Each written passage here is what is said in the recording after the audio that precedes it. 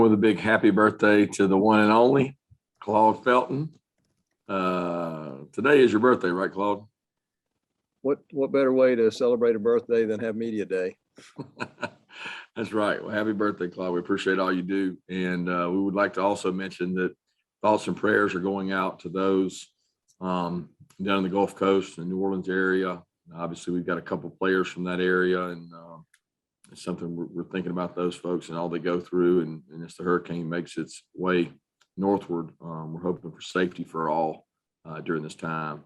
So opening comments and thoughts, obviously excited about this game. It seems like it's been a long time coming.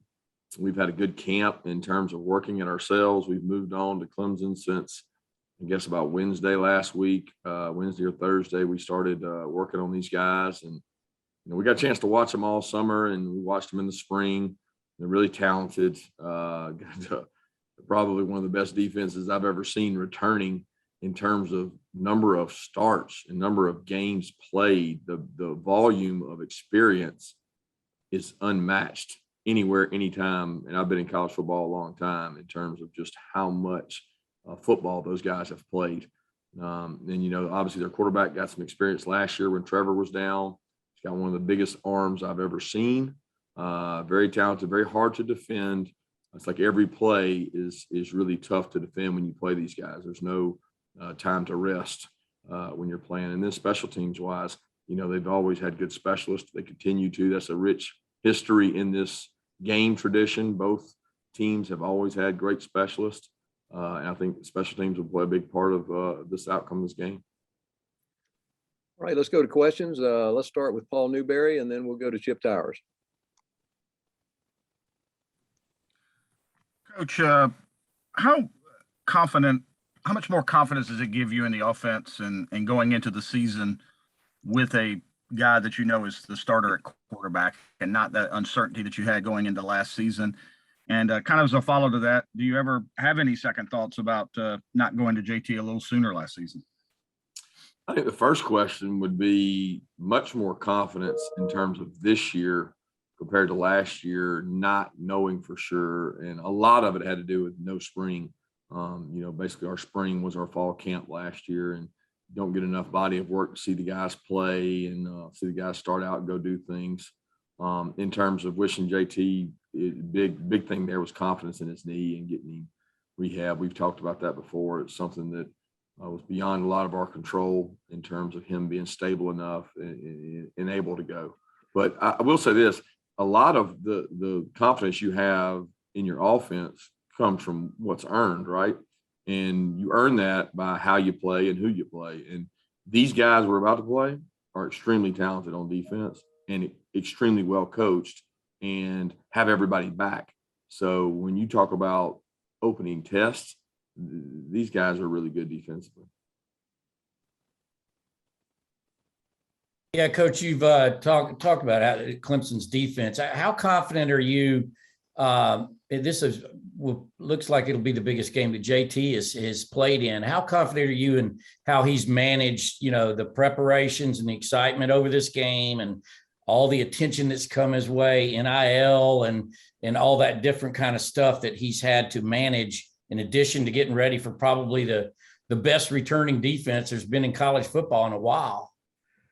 Yeah, I'm extremely confident in his preparation and his focus. I mean, that's not of concern for me. The concern is who we have to block, the players around JT. Everybody puts this on the shoulders of the quarterback, but so much of the outcome of the quarterback are how the guys play around him and who those guys are and what's the experience level of those guys. And do they play well? Do they play with physical toughness? Do they strain? Do they do all those things? I'm very confident in JT's preparation up to this point and his preparation in terms of over the summer. And the distractions that the outside world has, they really aren't distractions for JT because he's got a single-minded focus all the time on kind of being his best and being the best leader he can.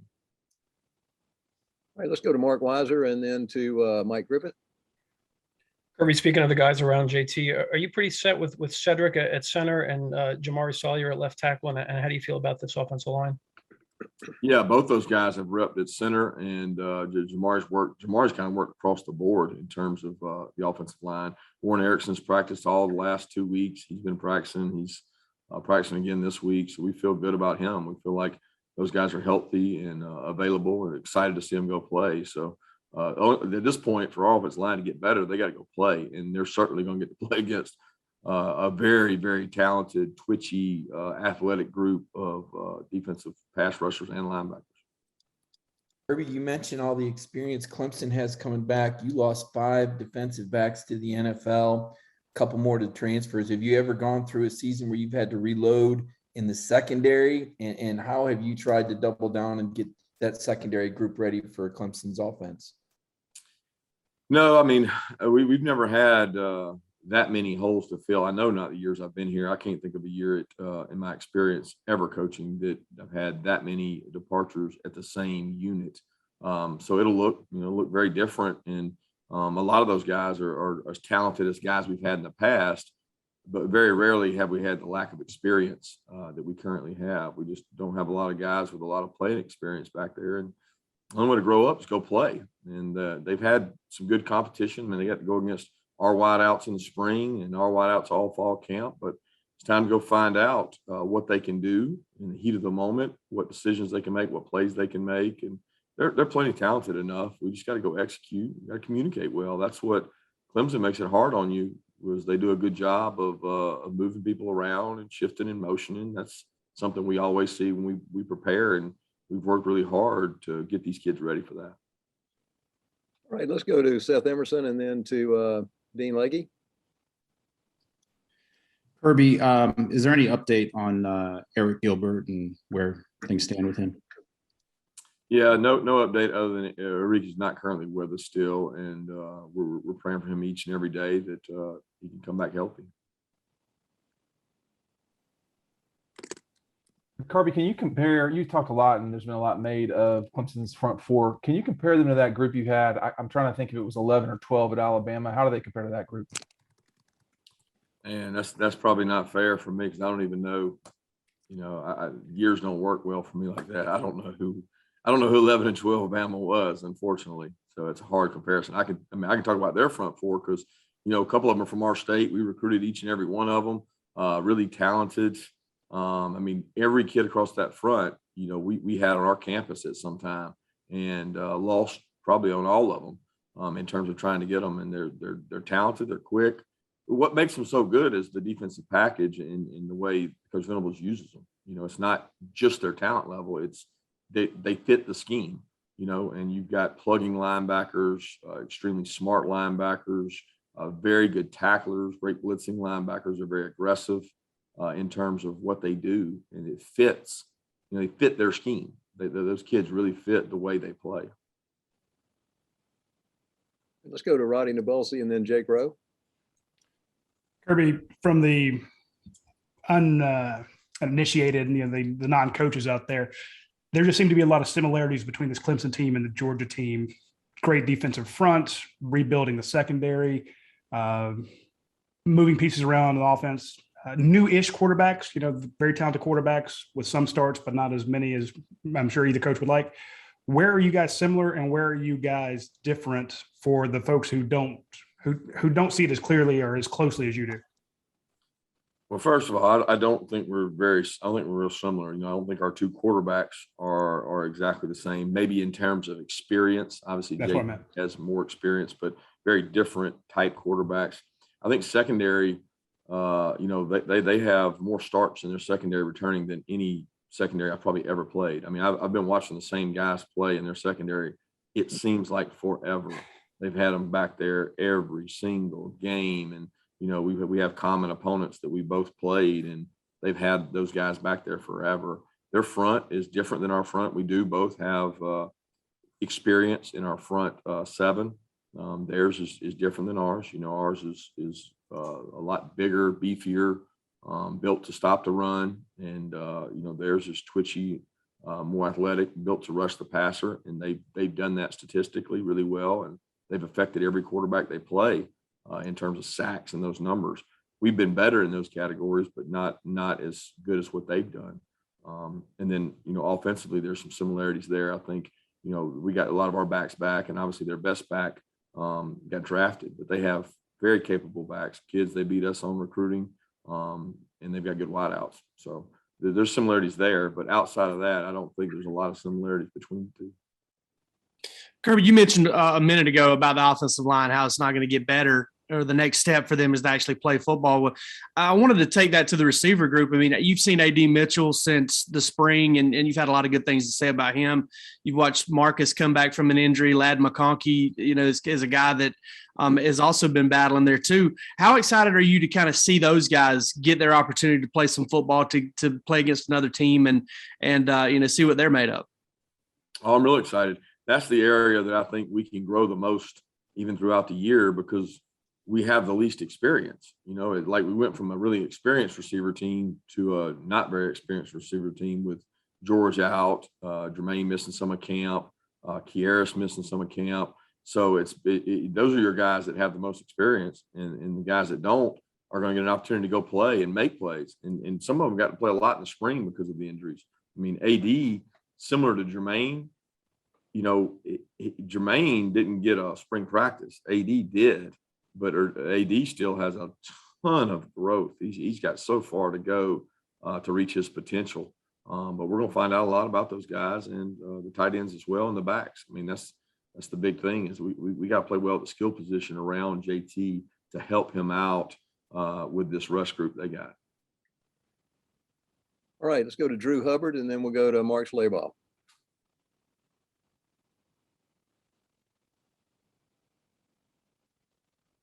Okay, Mark. Any update on Darnell Washington or Tyke Smith in terms of their availability? Yeah, each one of them are doing great. They're moving around now, and hopeful both those guys will be healthy soon. Okay, let's go to Dennis Dodd and then to Steve Hummer.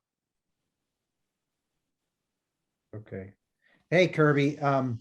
When you looked at taking this game, what went through? I know Georgia is as aggressive as anyone scheduling non-conference. What went through your mind in terms of Clemson plus an SEC schedule? Opportunity. I mean, the bottom line was our kids come to University of Georgia to play in big games, and we had an opportunity to play a really good opponent. And for me, it was what Georgia's about. I mean, our fans crave these kind of games. We as coaches crave these kind of games. You find out a lot more about yourself in these kind of games. And look, for you guys, it's everything. It's over if you don't win, and everything's, you won it all if you do win. For us, it's an opportunity to grow. It's going to make us better in our SEC schedule, regardless of the outcome of the game. We're going to be a better team having played these guys, and they can say the same for playing us. And these opportunities are what you come to major colleges to play in. So when you had an opportunity to drop a paid opponent and get this game, it was something we both jumped at. Thanks. Thank you.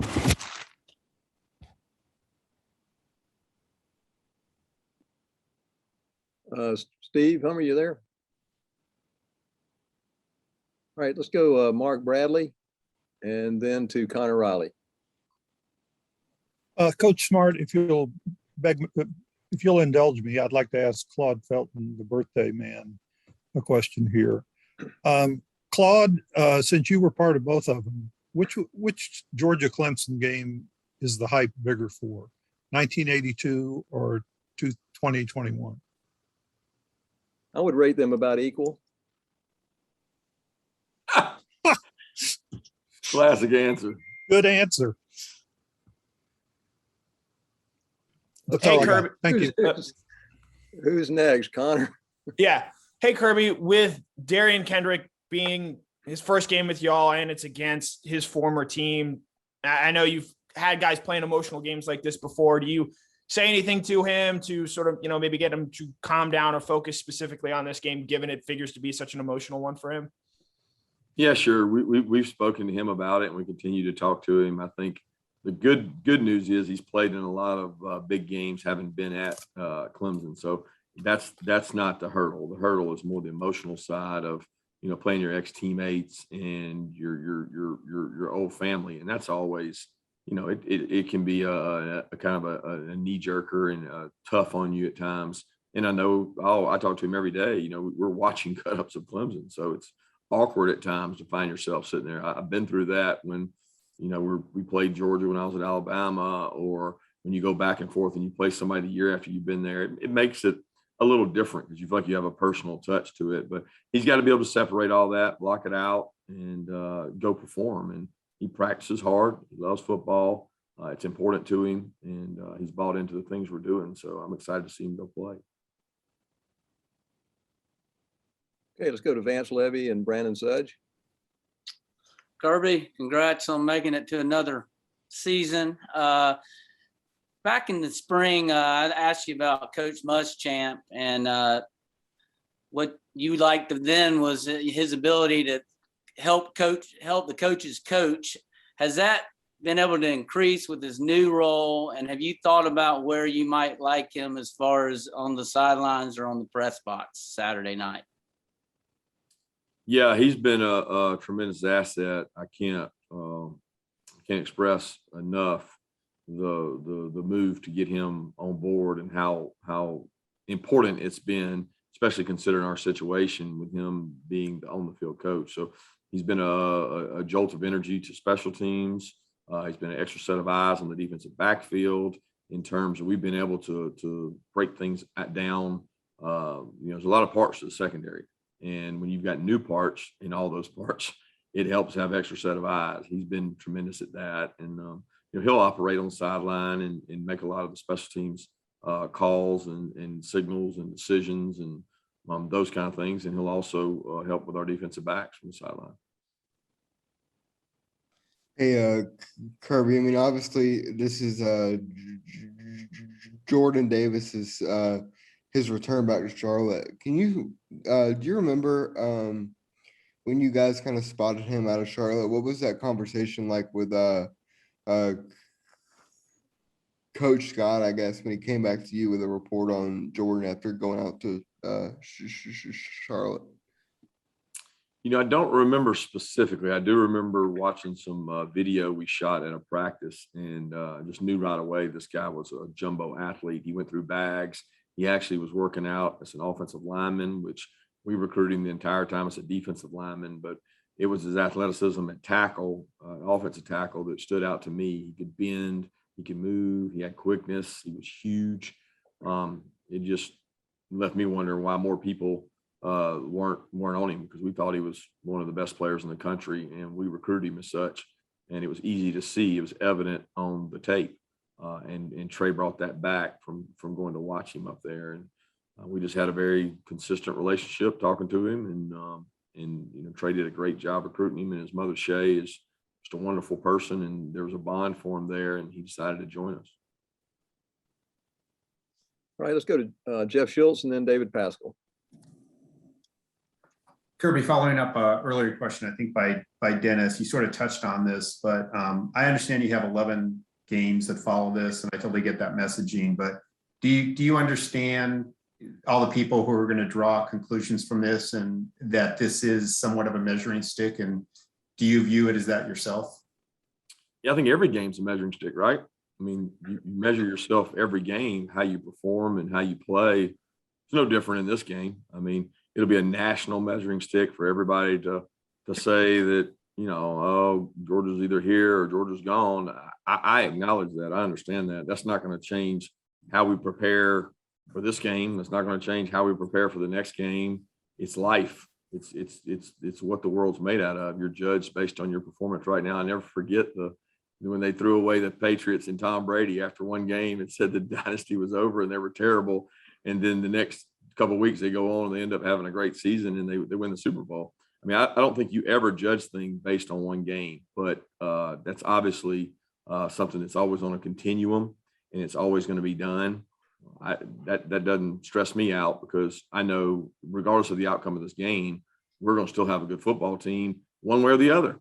And the job that I'll have to do will be very different depending on the outcome of this game. But Sunday morning, we're going to be worried about our next opponent.